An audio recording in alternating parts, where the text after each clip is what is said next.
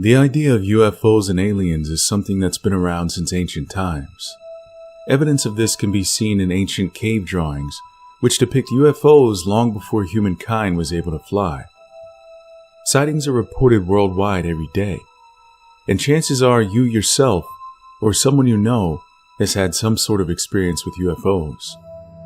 I actually had an experience of my own, which would have probably left me thinking I was losing it, if not for a friend being present to witness it with me. While the recent reports of UFOs being shot down clearly weren't extraterrestrial, it did get me thinking about UFOs again. So I figured it was only right to bring you guys some new encounters of UFO sightings that may change the way you view life and the world forever.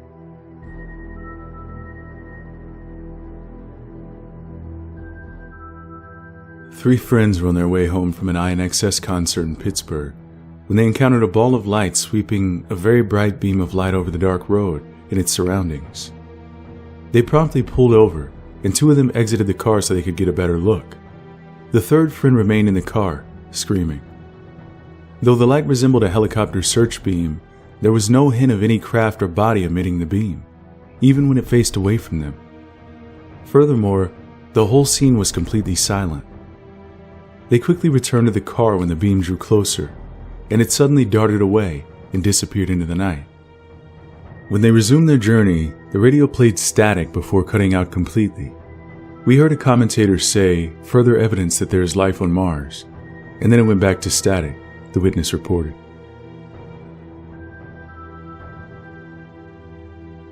Late one evening in 1991, a young man and his girlfriend parked their car in a peaceful spot overlooking the port of Olympia, Washington, and passed about half an hour talking about life and random things.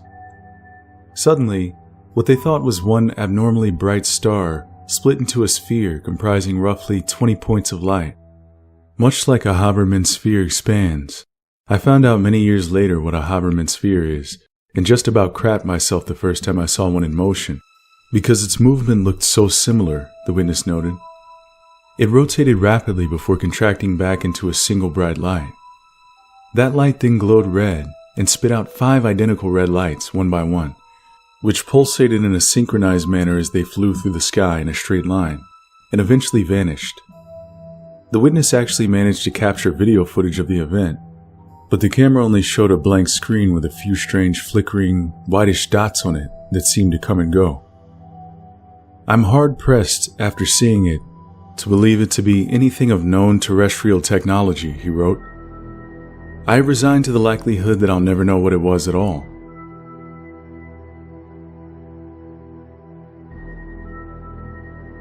When I was about 12, my best friends and I used to sleep out on my friend's trampoline in his yard in the summer. We'd gather our blankets and bounce around until we got tired, then eventually lay down and go to sleep. One evening, 4 of us were laying on the trampoline talking when we noticed that there was something floating over the woods nearby. You couldn't see it directly, just that it blocked the stars out as it slowly moved. It was just a little higher than the treetops and completely silent. All we could do was to watch it. Slowly it drifted until it was directly over the top of us. Then suddenly there was this light that I can't describe. It was more than blindingly bright. It was disorientingly, cripplingly bright. The next thing I remember, we were all standing inside my friend's house, looking out his sliding glass back door at the object, which was still hovering there, and then it slowly glided away. We were all spooked, but we decided to go back out and go to bed on the trampoline. We were laying there for a while, and the next thing we know, it comes back again and does the exact same thing. Once again, we find ourselves inside looking out the back door. Beyond all reason, we go back outside to bed again. Then the same thing happens another time. So we finally decided to sleep inside with the lights on. My friends and I lost touch as we grew up, but when I was 18, I heard one of them was in town. I ran into him at a party one night and pulled him to the side to ask him about that night, as it had bothered me for some time. His response has shaken me to this day. I can't describe his reaction sufficiently. He looked at the ground and said, "I don't want to talk about it." I was kind of shocked by his response, so I didn't know what to say. He got up and walked out, and I stayed sitting there thinking about what had just happened. I then got up after a minute to go see if I could find him, but apparently he'd left immediately after. That was it. I haven't seen him or the others. But his response was enough to let me know that something strange definitely went down that night. I don't know if I even want to remember.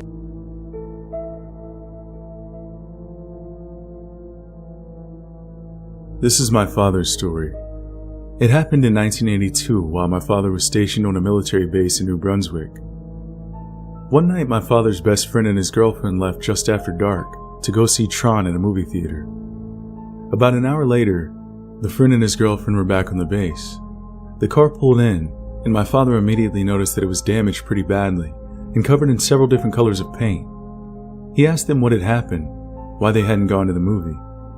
They brushed him off and went to bed. A few days later, my father finally got his friend to tell him what had happened. Apparently, they were driving along a stretch of highway and they noticed lights coming from over a hill just ahead, where no lights should be because there was nothing around for miles. Just at the base of that hill was a parking lot for a park. A bunch of cars were pulling into the parking lot to investigate the lights, so my father's friend pulled in too. Everyone got out of their cars and was about to start hiking to the top of the hill when a large disc with flashing lights suddenly rose above the hill's peak and emitted a loud, strange sound. Several cars got banged up and everyone's panicked to get away, thus the transfer of paint. My father's friends drove back to the base as fast as possible.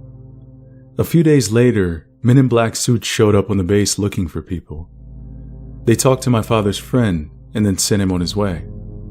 My father asked him what the men wanted to see him for. Apparently they had told him that he'd better shut up and say nothing about anything that had happened if he wanted to keep his military career.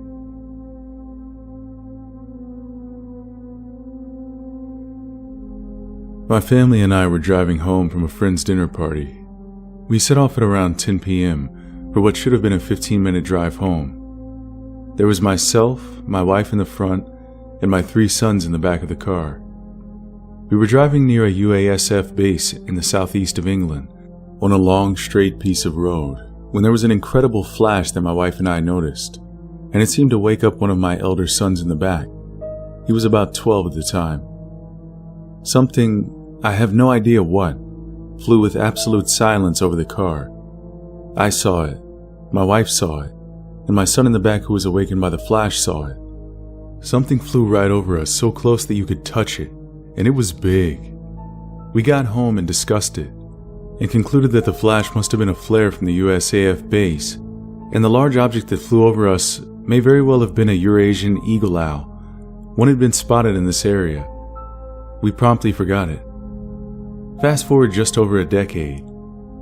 Me and my son, who was awoken by the flash, were talking about this event again over dinner, when my youngest son, who hadn't woken up during the event, tells us how he remembered it happening. He recalled an event that was vastly different than ours. He had never told this story before. He thought it was a dream until we started talking about it. He described how the car was stopped when we saw the flash. We weren't moving, and the low-flying object sat on top of us for a few seconds, then flew off before the car started again. Apparently, I completely ignored this stop and start, and simply continued driving. Now here's where things get really interesting. My wife had made arrangements to call her sister when we arrived home safely. We had left at around 10 p.m. for a 15-minute drive, but my wife ended up calling her sister at around 11:45 to say that we had arrived home.